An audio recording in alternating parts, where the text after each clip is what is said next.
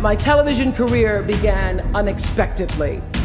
That was when I was 16 years old in Nashville, Tennessee, and you had the requirement of having to have red hair in order to win up until the year that I entered. So they were doing the question and answer period because I knew I wasn't going to win in the swimsuit competition. So during the question and answer period, the question came, "Why, young lady, what would you like to be when you grow up?" And by the time they got to me, all the good answers were gone. So I had seen Barbara Walters on the Today Show that morning, so I answered, "I would like to be a journalist. I would like to tell other people's stories in a way that makes a difference in their lives and the world."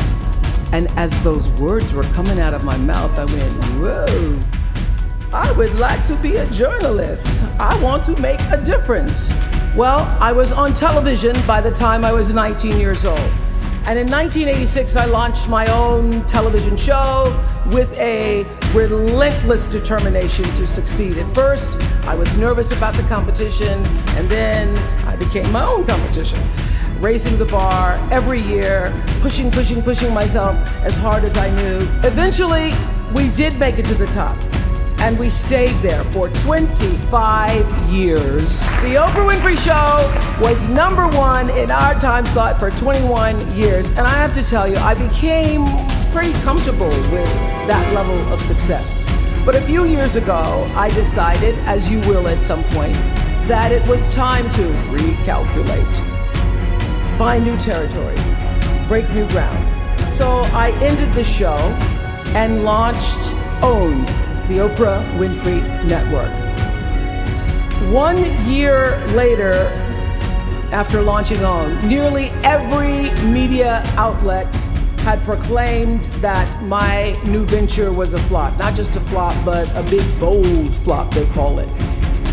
I can still remember the day I opened up USA Today and read the headline, "Oprah not quite standing on her own."